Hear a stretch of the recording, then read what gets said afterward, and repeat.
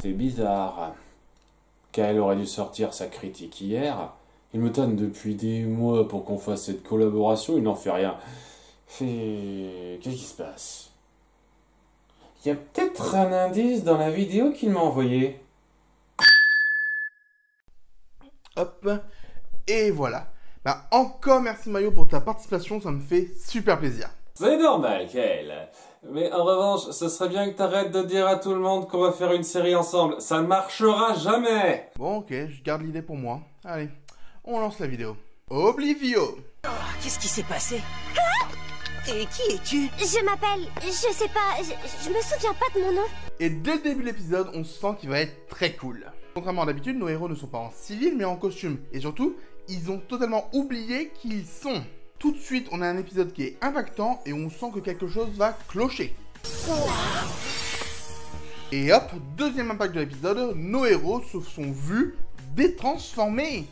Ça n'était jamais arrivé avant. Et du coup, comme c'est la première fois, on se demande vraiment, qu'est-ce qui se passe? Qu'est-ce que ce truc faisait dans ma boucle d'oreille? Je ne suis pas un truc, moi je suis... Oh, je ne sais pas ce que je suis. Tu es un produit dérivé. Qu'est-ce qui se passe encore?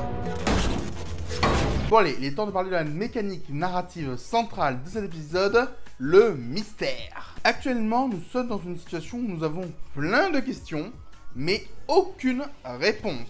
Et même si on connaît la série et qu'on peut commencer à théoriser un peu dessus, bah on reste dans le flou. Et d'après moi, toute bonne fiction doit avoir une part de mystère.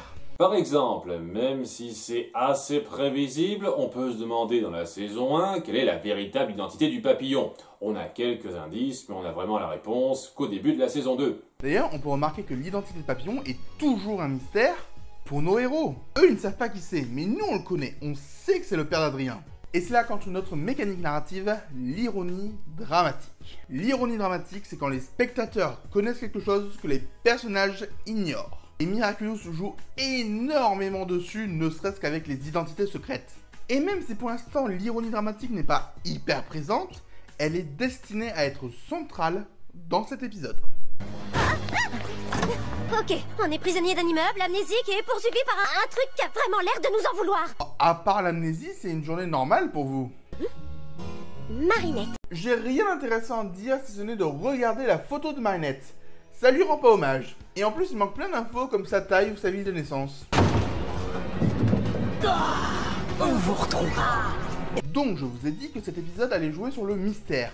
Et l'un des meilleurs moyens pour rester accroché au mystère, c'est d'en rajouter petit à petit quelques couches. Ici, par exemple, on a compris que c'est un acomatisé, mais on n'a vu que sa main. On ignore totalement à quoi il ressemble.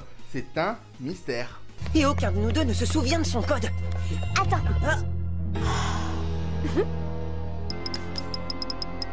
Vous avez de la chance que Adrien ne fasse que déverrouiller son téléphone. Parce que normalement, avec toutes les applications, il y a des traces de doigts partout. Gabriel Agreste, je suppose que c'est mon père. Vous remarquerez que Adrien a mis un G pour gorille. Donc je soupçonne qu'il ne connaît même pas son nom. Vous êtes sur le répondeur de Gabriel Agreste. Pour tout message, contactez ma secrétaire. Est-ce que vous imaginez 2 secondes à quoi aurait ressemblé la conversation si Gabriel s'était détransformé et avait répondu « Allô papa ?»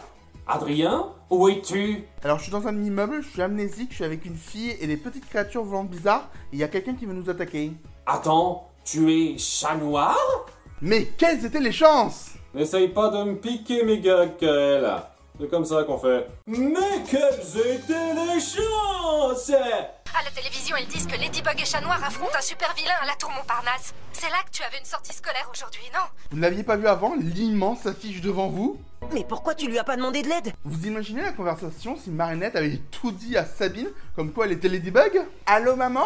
Kael, tu vas refaire exactement le même sketch. Les gens ont compris, je pense. En fait, j'ai une bonne et une mauvaise nouvelle. La bonne, c'est que des super-héros sont sur place pour arrêter le super-vilain.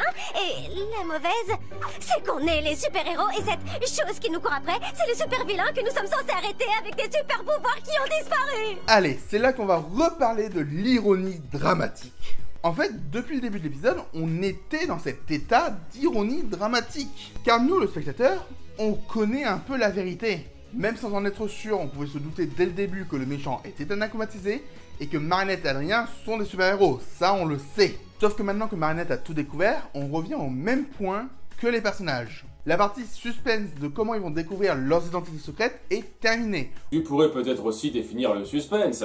En effet, le suspense est différent du mystère, dans le sens où on sait ce qui va se passer, mais on ne sait pas quand. Vous n'attendez pas à ce qu'il le fasse pour de vrai. Je vais reprendre un exemple ultra connu de Alfred Hitchcock. Si dans un film, on a deux héros qui mangent à une table et qu'une bombe explose, c'est du mystère. On ne savait pas qu'il y avait une bombe, on ne savait pas qu'elle allait exploser, on ne savait même pas qui avait mis cette bombe. On ne savait rien. On se pose plein de questions sur pourquoi la bombe est là. Mais si on reprend exactement la même scène, mais en sachant que la bombe est là, ça devient du suspense.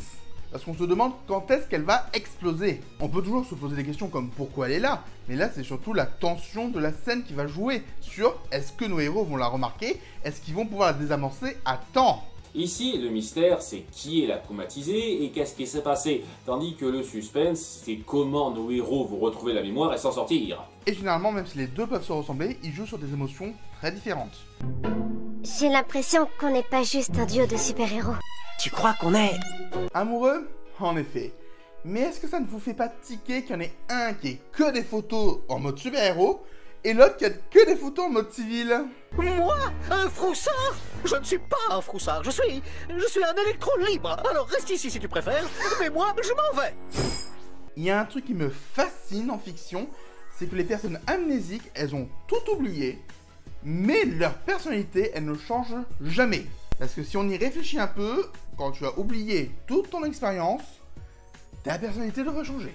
Ladybug, Chat Noir, vous êtes forcément là. Bon, ça c'est un petit regret de l'épisode, c'est qu'on reconnaît bien les voix désachromatisées. Et que donc, c'est facile de résoudre le mystère. Vous ne nous échapperez pas cette fois. Vous vous souvenez de votre super copain Oblivion, n'est-ce pas? Et encore une fois, si le mystère marche bien dans cet épisode, c'est parce qu'on nous donne des petites touches de résolution petit à petit. Tout à l'heure, on se demandait à quoi ressemblait Oblivio, maintenant, on le sait. Je vais t'appeler. Dès qu'il s'approche du téléphone, nous, on court. On récupérera ton portable grâce au scotch. Je comprends pourquoi je suis amoureux de toi. Oh, c'est mignon. Je suis... J'adore le fait qu'on nous ait introduit Adrien et le parfum en saison 2, et que maintenant il fasse totalement partie du paysage. Si tu ne peux pas les trouver, alors... Je vais les faire sortir de leur cachette, papillon.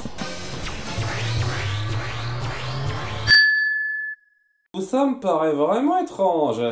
Est-ce que l'homme au masque aurait réussi à faire oublier à Kel de sortir un Lady Vlog? Il se serait inspiré de l'épisode? C'est improbable. Bon, je vais reprendre la vidéo. Oh non, une pub. On dirait que Ladybug et Chat Noir sont en difficulté. Et arrête de dire qu'on est un couple.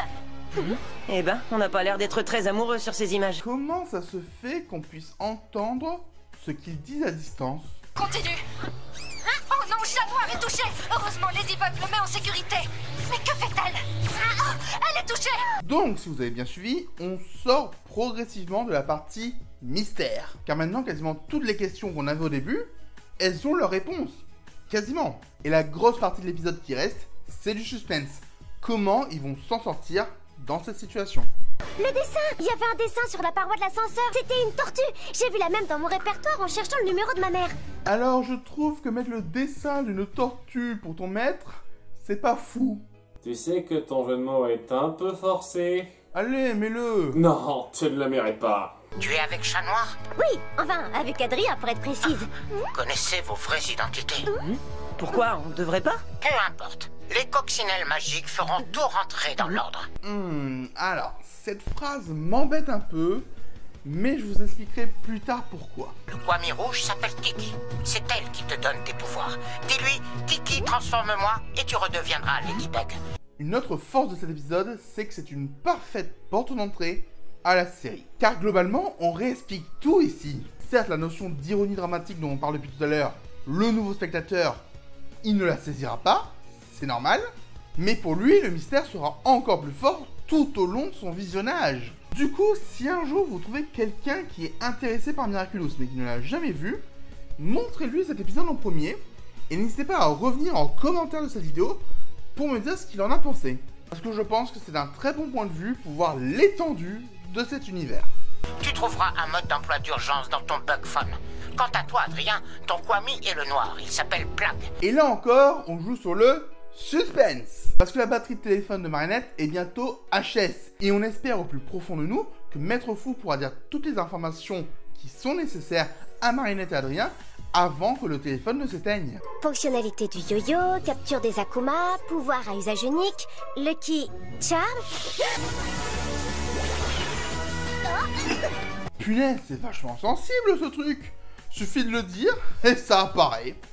Et surtout, je ne voudrais pas qu'il t'arrive quoi que ce soit. Je sens que je tiens vraiment beaucoup à toi, Adrien. Alors, j'adore le jeu des plans, parce que d'un côté on a l'impression que c'est un baiser, mais en fait, juste ils s'embrassent sur la joue. Sauf que si on fait vraiment attention aux deux plans, on sent un petit faux raccord. J'adore le fait que la supervision d'Adrien, ça soit juste représenté par son t-shirt. Attaquer une adversaire à terre, tu n'as pas d'honneur. Adrien? Bon allez, pour une fois je vais rien dire par rapport au secret. Ici c'est logique. Blague? C'est comme ça que je m'appelle? Oui, et tu arrives pile au bon moment. Blague, transforme-moi. Vraiment, vous avez de la chance que Oblivio n'ait pas vu ça. Vous avez déjà oublié votre précédente défaite. Est-ce que tu considères ça comme un jeu de mots? Non, je ne le mettrai pas maintenant. Bon, pas grave. De toute façon, je voulais juste dire, j'adore le design d'Oblivio. Ok, j'ai aucune idée de ce qu'est l'Hakuna Matata, mais je te fais confiance. Il fallait bien au moins une référence au Roi Lion. C'est pour ça que tu m'as demandé à moi, Disneyphile, de venir. Oui.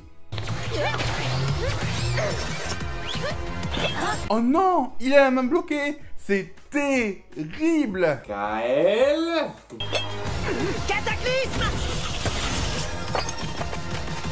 Bon, s'il y a bien un truc que je n'oublierai jamais, c'est de dire Bye bye, petit papillon. oh mon dieu, c'est Aya et Nino. Surprise. Attends, t'es sérieux? Pourquoi moi quand je te demande quelque chose tu dis non et tu le mets toi? Arrête de te plaindre, sinon je te force à faire une 3e vidéo sur Tic et Tac le film. Ok, je me tais. Tout va redevenir comme avant l'arrivée du vilain. Attends, tu crois qu'on se souviendra de tout après ça? Bon, il est temps de parler un peu de la frustration dans cet épisode, parce que ce passage me frustre. Si on y réfléchit 2 secondes, le pouvoir de réparation, il va handicaper nos héros. Ils auront tout oublié de cette aventure, mais au moins ils se souviendront de leur ancienne vie. Et je sais qu'il n'y avait pas 36 000 solutions, mais sincèrement je la trouve frustrante.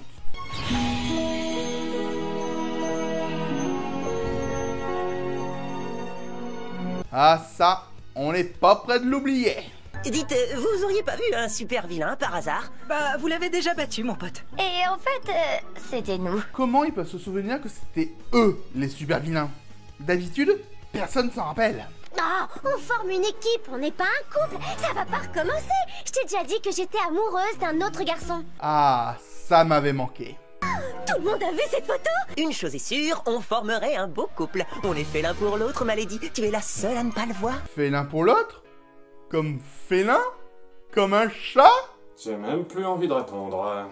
Je ne suis pas prêt d'oublier tout cela, Ladybug et Chat Noir. Cet amour que vous éprouvez en secret causera un jour votre perte.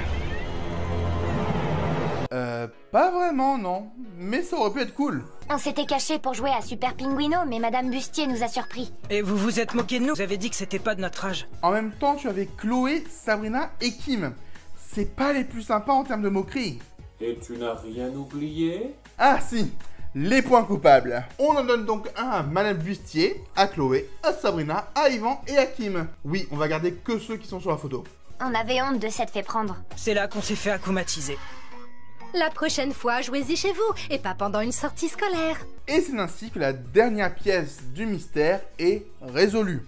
Maintenant, quelqu'un pourrait reprendre l'épisode dans son ordre chronologique, il n'y aurait aucun trou.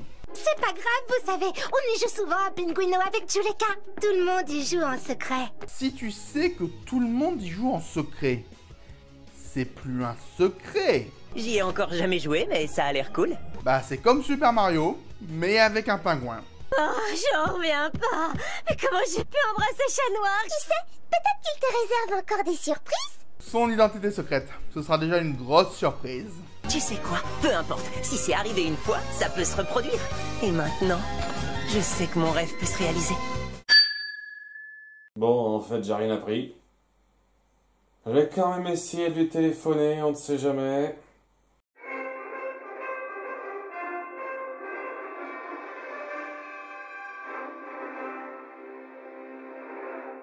Allô? Qu'est-ce que tu fais? Tu es où? Dans mon lit. Pourquoi? Tu n'as rien oublié? On est dimanche. Attends. J'ai oublié de me réveiller et de sortir le Lazy Vlog. C'est bien ce que je me disais. Au moins, tu es dans le thème. Comment est-ce que t'as pu oublier ça? Ben, disons que je suis un peu déprimé en ce moment. Entre le fait que j'ai appris que l'homme au masque pouvait contrôler le temps et l'espace, et ma récente dispute avec Kerbou, ben, je suis pas au top de ma forme. Et tu as pensé à prendre des vacances? Et tu n'y penses pas? On est en plein milieu de la saison de Lazy Vlog. Je vais pas arrêter maintenant. Prends-toi 1 ou 2 semaines, tu verras, ça te fera du bien. Bon, tu as peut-être raison. Merci d'être là pour moi. C'est normal. On fera peut-être pas de série ensemble, mais je t'apprécie bien. Merci, ça me touche. Dis-moi aussi bien que je peux apprécier quelqu'un qui n'arrête pas de me demander des trucs. On est peut-être pas amis, mais on est complémentaires. Un peu comme le ketchup et la mayo. Bon, tu l'auras voulu. Arrête de faire des jeux de mots vaseux. C'est l'heure de l'évaluation du vilain. Oblivion est peut-être le méchant parfait, dangereux pour tous, très bon piège à Miraculous, design super intéressant et intangible. On va juste lui retirer quelques points pour son absence de stratégie et le fait que son pouvoir soit un peu du déjà vu. Mais sinon, on ne va pas l'oublier de sitôt. C'est l'heure de la vie de Subjectif, un épisode qui sort un peu de la norme et qui joue avec les points acquis de la série, ce qui le rend à la fois fun et exceptionnel. Sincèrement, c'est peut-être un de mes épisodes préférés de la saison 3. C'était l'avis de Subjectif.